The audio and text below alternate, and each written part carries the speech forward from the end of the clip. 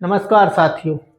ये हमारी लगातार साक्षात्कार की 6वीं क्लास है और मैंने जैसा कि आपसे वादा किया था कि अब मैं लगातार 15-20 क्लास लूँगा जब तक मेरी योजना आप लोगों तक पहुँच ना जाए या आप लोगों को समझ में ना आ जाए।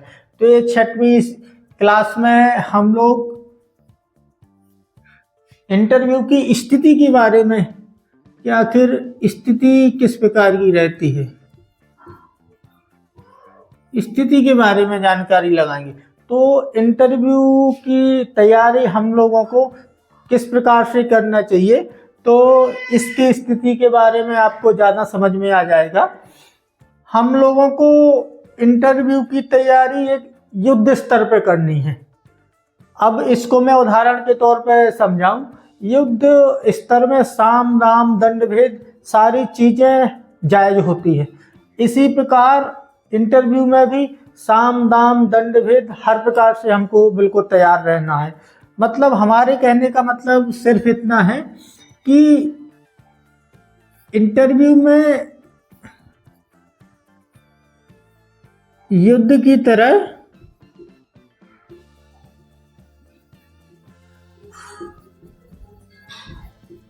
स्थिति होती है।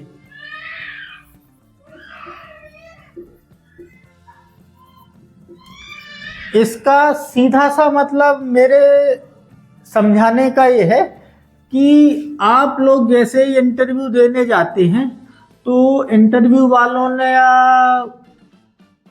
आर्मी वालों ने आपसे कोई वादा तो कर नहीं रखा है कि हम ये पूछेंगे ये नहीं पूछेंगे।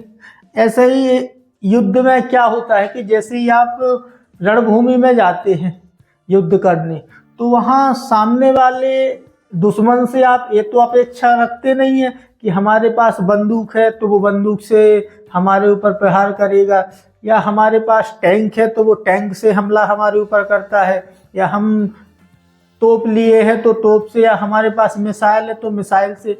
आपके पास क्या है वो आपके दुश्मन को कोई पता नहीं। एक स्थिति में एक छोटा सा आप इंटरव्यू पैनल को एक दुश्मन की स्थिति में रख के देखिएगा, ठीक है। तो इंटरव्यू पैनल को आपसे बिल्कुल एक कोई मतलब नहीं रहेगा कि आपके पास किस क्षेत्र में क्या ज्ञान है, ठीक है। और मैं आपको बता दूंगा कि ऐसी स्थिति होती कि आपको जिस क्षेत्र में ज्ञान होगा उसी क्षेत्र से आपसे प्रश्न नहीं किए जाएंगे। एक इंटरव्यू के एक की पॉइंट होता है कि आपने जैसे ही अपने बारे में कुछ बताया वो आपको किस किस क्षेत्र में क्या जानकारी है, और तो समझ लेना कि उस क्षेत्र से बिल्कुल रेयरली कम से कम आपको सवाल दिए जाएंगे। और यदि जो भी सवाल उस क्षेत्र से दिया जाएगा तो इतना गहराई वाला सवाल दिया जाएगा कि वो शायद हो सकता है कि आपने भी ना पढ़ा हो। ये नहीं कहता कि सब लोग नहीं पढ़ते हैं, कुछ विद्यार्थियों ने पढ़ा भी होगा, लेकिन आमतौर पर ऐसे सवाल पूछे जाते हैं जिस क्षेत्र में आपको जानकारी होती है। तो ऐसी कोई स्थिति हम लोगों को इंटरव्यू पैनल के सामने नहीं रखनी है कि जिनमें उनको ज़्यादा से ज़्यादा ये पता लग जाए कि हमको किस क्षेत्र में ज्ञान है। वो ज्ञान हमको छुपा के रखना है, क्योंकि जब वो हमसे प्रश्न करेंगे उस क्षेत्र में फिर हमको उस विषय में अपना ज्ञान देना है, नहीं तो उनको पता लगेगा फिर वो उस विषय में बिल्कुल पूछेंगे ही नहीं। तो ऐसे ही युद्ध में आपको युद्ध स्तर की तैयारी बिल्कुल करनी है, ठीक है, कि हर स्थिति के लिए आपको तैयार रहना है कि वहाँ से गोली आती है, ठीक है, कि तोप के गोले आते हैं, कि टैंक से हमला किया जाता है, कि मिसाइल मारी जाती है आपके ऊपर। तो इसी प्रकार आपका युद्ध की तरह आपका इंटरव्यू होता है, ठीक है। अब इंटरव्यू में किस दृष्टिकोण से उनको सवाल पूछना है, आपसे प्रश्न करेंगे और आप उस विषय बिल्कुल पहली बात तो जो आपसे प्रश्न किया जाए जो भी किसी भी मुद्दा का, या धर्म से संबंधित हो या सामाजिक से संबंधित या राजनीतिक से संबंधित या आर्थिक या सामरिक महत्व का कोई भी प्रश्न हो, या शांति का या संघर्ष का, किसी भी क्षेत्र में आपसे, तो आपको बिल्कुल एक युद्ध स्तर की स्थिति से तैयार होकर जाना है और बिल्कुल आप में वो वीरता दिखना चाहिए। लेकिन किस स्थिति पे वीरता दिखानी है वो स्थिति आपको समझना होगा। तो आपको इंटरव्यू किस मायने में, बिल्कुल ऐसे ही आप, जैसे एक तो पहली बात तो यही है कि आप सेना में चयन के लिए इंटरव्यू देने जा रहे हैं। तो सैनिक का मतलब क्या रहता है कि उसके जीवन में संघर्ष, उस संघर्ष, किसी भी स्थिति में संघर्ष से निपटना है, तो वो हर स्थिति से निपटना आना चाहिए।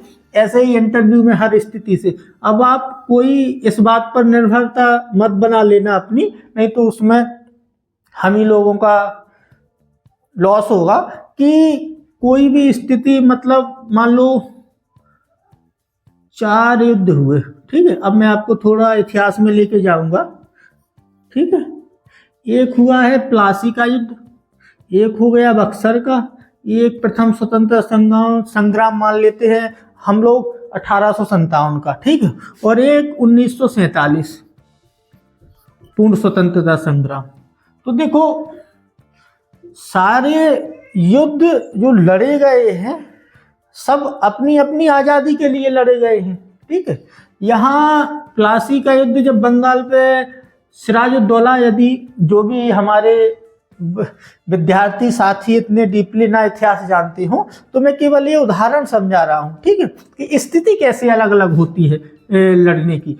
तो यहाँ प्लासी में सिराजुद्दौला लड़ते हैं अपने, बक्सर में मीर जाफर वीर कासिम का विवाद छिड़ा था। यहाँ पे एक मंगल पांडे, आपको ज़्यादा सुना होगा 1857 के विद्रोह में, लेकिन ऐसी बहुत शोषणकारी उत्पीड़नकारी जो दमन चल रहा था किसानों के साथ और जमींदारों के साथ, और मतलब पूरे मान लो पूरे भारत देश में जितने भी वर्ग सबके साथ। तो ये केवल एक तत्कालिक कारण था मंगल पांडे का चर्बी वाला, बाकी जो अन्य कारण थे उसकी वजह से छिड़ा था। और ये 1947 का जो अपना पूर्ण स्वतंत्रता, ये बिल्कुल एक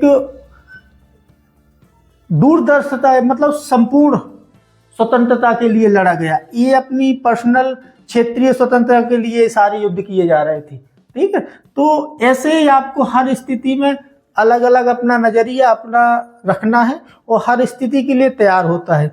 अब आप ये तो किसी से कह नहीं सकते कि इंटरव्यू वालों ने प्रश्न किया आपसे कि मान लो आपको एक मुद्दा दिया गया कि बांग्लादेश घुसपैठ। तो अभी आप इंटरनेट मीडिया से जितना भी आप जुड़े हों, जो भी हमारे छात्र या जो हमारे मित्र, तो वो आपका नजरिया बांग्लादेश घुसपैठ पे केवल इतना है कि बांग्लादेश से इनलीगल तरीके से, अवैध तरीके से मुस्लिम घुसपैठ कर रहे हैं, ठीक है, ये है। अब लेकिन इसका जो क्लियर मुद्दा है, इसका मुद्दा ये है कि बांग्लादेश से तो ठीक है, और ये नहीं हमारा नजरिया होना चाहिए कि केवल मुस्लिम कर रहे हैं। वहाँ जितने भी प्रताड़ित हैं और जिनका अपना जीवन सुचारू रूप से नहीं चल पा रहा है और जितने उत्पीड़न शोषण के शिकार हैं, वो सारे बांग्लादेश से जैसे हो सके अवैध तरीके से, वैध तरीके से उस देश को छोड़ के भारत में प्रवेश करने की कोशिश कर रहे हैं। तो कुछ अवैध में भी कर रहे हैं, कुछ वैध में, मुस्लिम भी कर रहे हैं और धर्म की। यदि और धर्म के अवैध प्रवासी ना होते तो अपना जो आप CAA सुने होंगे, ठीक है, NRC, तो CAA जो हम लोग भारत सरकार जो नागरिकता दे रही है मुस्लिम को के अलावा अन्य धर्मों को, पाकिस्तान, अफगानिस्तान और बांग्लादेश के, तो 14 से पहले जितने आ गए इनको प्रावधान है नागरिकता देने का।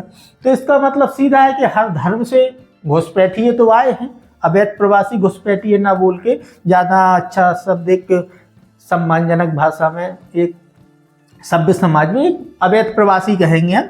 तो अवैध प्रवासी और धर्म के तो अवैध प्रवास करके तो घुसे हैं भारत में, जब तो उन्हें जरूरत पड़ी ना नागरिकता देने की। तो ये सारी चीज़ें आपको, स्थिति बिल्कुल जो भी मुद्दा है, स्थिति आपको बिल्कुल साफ होनी चाहिए। आपको बिल्कुल, मेरा समझाने का मतलब ये है कि आप एक सेना में जा रहे हैं और सेना में बिल्कुल युद्ध की तरह तैयार होकर जाएंगे रण में। इसलिए आप इंटरव्यू जो हॉल में जाएंगे, बिल्कुल आप अपने दिमाग में रखना कि हम एक युद्ध लड़ने आए हैं और युद्ध हमको जीतना है, किसी भी स्थिति भी हो, ठीक है, उस स्थिति में हम लोगों को जीतना है। तो ये सारी बिल्कुल रखना और कोई घबराना नहीं। हमारी धीरे धीरे जो क्लास चलेगी, आपका दृष्टिकोण जो वास्तव में, मैं देखो पूरे 100% नहीं बोल दूंगा, लेकिन 99.99 जो इंटरव्यू पैनल को आपसे महत्वाकांक्षा रहेगी या अपेक्षा रहेगी, वो आप वैसा जवाब देने की स्थिति में हर मुद्दे पे आएंगे। और मैंने आप लोगों को यदि जानकारी दो कि मैं प्रशासनिक सेवा से अपना अभी भी प्रयासरत हूँ तैयारी में, तो इसलिए बिल्कुल मत घबराएं। मैं आप